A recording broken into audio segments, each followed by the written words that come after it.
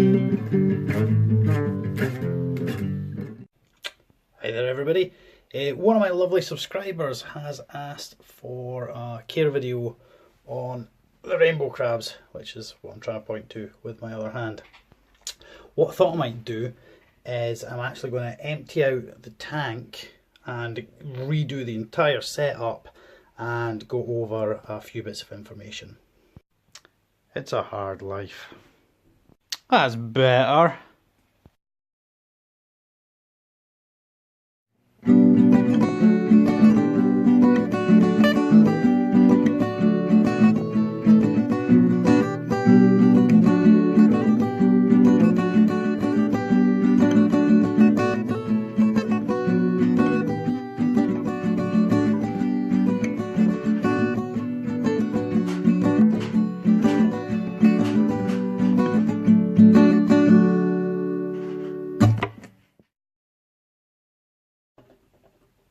Okay, so here they are. They have been removed. As you can see, one's slightly bigger than the other. Okay, so that is the tank stripped bare, apart from the substrate that is in it, which I will go over with just in a wee second. So let's just have a wee look at that. Okay, so inside the tank here we have, first of all, a heat mat on the back here. This is taped on the outside of the tank with a stat attached to the mat there. Okay, so I think this is set round about, I think it's between 20 to 24 degrees Celsius thereabout. I'm sorry, I can't be more bang on the money than that. So what we have here is a coir mix, and it's Kiddie's Play Sand. Okay, so that's this stuff here. It's Play Sand. This was purchased out of one of the large supermarket chains. It begins with a T. I'm sure you can work out the rest for yourself, but this is all that mix is. It's Kiddie's Play Sand and the cocoa brick coir that you buy and expand in the water. Okay, so I think I discussed that in one of my other videos. I showed you the mixing of this. So as I say, it's coir and sand, that's all it is. It's kept relatively damp, which allows the crabs to burrow down, all of which I have now destroyed because I've just pulled the entire tank apart. But now I'm going to reset the tank up and reintroduce the crabs. So this will be a step-by-step guide of setting up the tank. As I say, the heat pad is taped on the back here. Probably covers over half of the back of the enclosure here. This is an Exoterra. It's quite a large enclosure. I'm hoping to get a larger enclosure for them at some point, but for now this will do the two of them just fine. So let's look to redesign this tank. So water. First of all, your water dish needs to be deep enough that the crabs can fully submerge themselves. They will go into the water for molting. So whatever, ideally I would like to have like a natural kind of water setup, but that's not going to happen anytime soon. So I'm using quite a large tub, and again, it's plenty deep enough that the crabs can fully submerge themselves into this. So we will get the tub into place. So that's the tub in place, and what I've done is use these bits of bark to stop the sand subsiding, so I can easily get the tub in and out for water change. So that takes us on to the next bit. Okay, so this is tap water that has been sat for a minimum of 48 hours. The water gets changed every 2 days, so this water will be put into the canister. These will be refilled and left to sit. This helps the water settle and sort of time for chemicals and stuff to disperse. So the water, you can get water treatments and stuff, but the water should be at least sat for 48 hours before using it in your crab enclosure. And what I do is when I'm emptying out the existing water, I pour some of it into the sand to help maintain humidity and keep it damp enough that it burrows the hole. So there's one. I usually fill up more than I actually need so that if it needs stock for anything.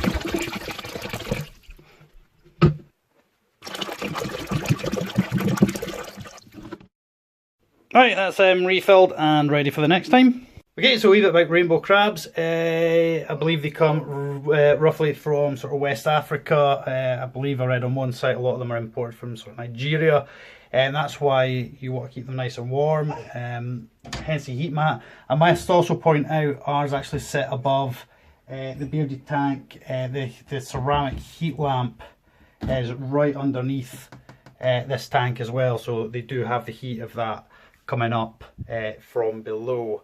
So just make sure your temperatures are fine and are getting enough of a heat source.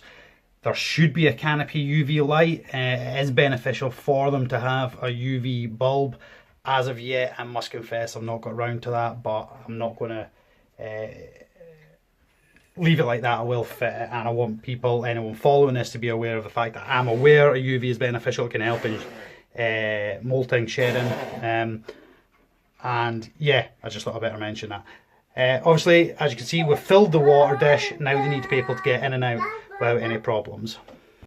Okay, so what I decided to do was actually put the in and out platform up over this side and put that this way on, which provides that shelter there that can easily be removed for getting in and doing a water change, but that allows them somewhere sheltered to go and hide. They can also come and sit on here.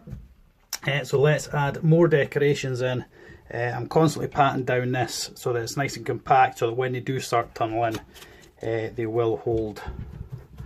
It's worked so far. I've not been aware of any cave-ins, and they seem to be constantly burying under stuff.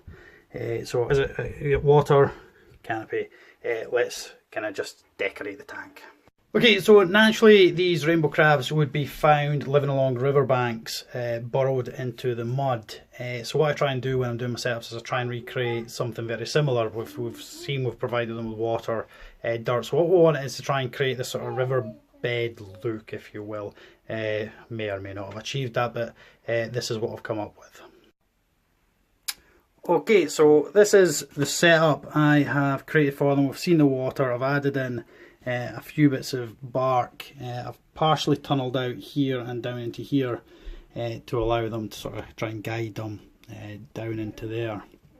Along the back here, all we've done is added in a couple of fake plants, pardon me, and we've put in some beautiful branches that I've found, and it's just to try and create this sort of feeling.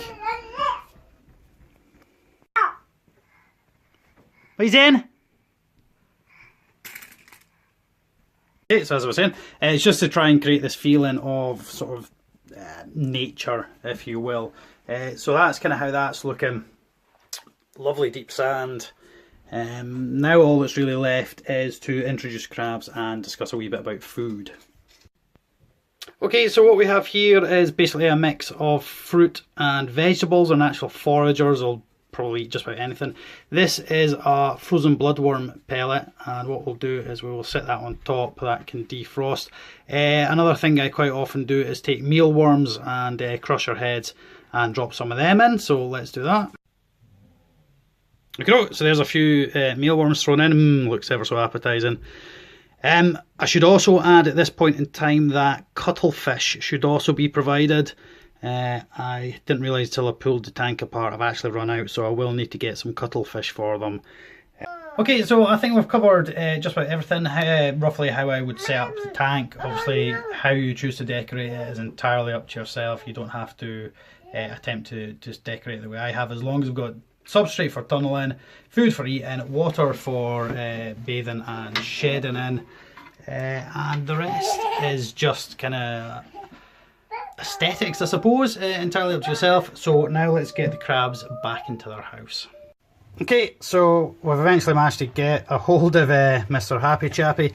The reason we can tell these are males is they have one large claw and one smaller claw. As you can see on both of these, I believe the females, both claws are similar to this one here. So let's get this cheerful chappy into his new house, or new setup. Okay, so we will pop him down over there, try and avoid getting pinched off him. Let's see where he heads. The bright light probably isn't very nice for him. So while he settles in, let's get his housemate. Okay, so this one is a little bit smaller and thankfully more docile. So let's get you into there.